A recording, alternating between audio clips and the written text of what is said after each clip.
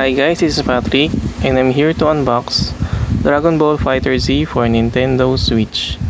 Matagal ko nang gustong bumili ng game na to kasi maganda yung reviews sa kanya, tapos considered to be one of the best fighting games for Nintendo Switch. Tsaka syempre, isa sa favorite anime ko nung bata pa ako. So ayun, kaso hindi pa ako nakakabili kasi wala pa akong budget. Pero ayun, buti na lang, naisipan nung dalawang pinsan ko na na reguluhan ako ng game na to. Kaya hindi ko na kailangan bumili. So, ayun. So, sobrang happy ako na nareguluhan nila ako. So, ayan. Start na natin i-unbox.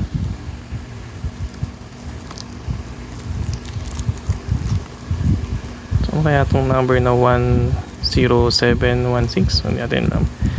So, itong version na to, made in Japan. So, ayun. So, buksan na lang natin.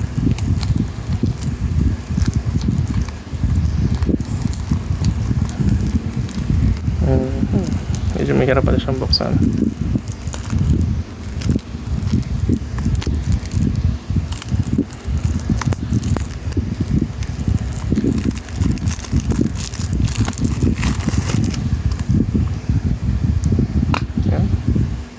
So, ayun.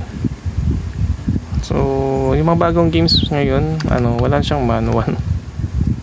So, siguro, inisip na hindi naman binabasa ng mga, ng mga consumers. Kaya hindi na sila naglalagay. Pero, ayun. So, okay pa rin. So, ayun.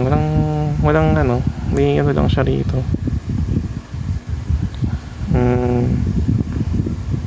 Ano ba to? So parang may warranty lang siya. So ayun guys. So excited na ako na rin to. So baka next time gawa ko ng video yung gameplay niya. So yun lang guys. Maraming salamat.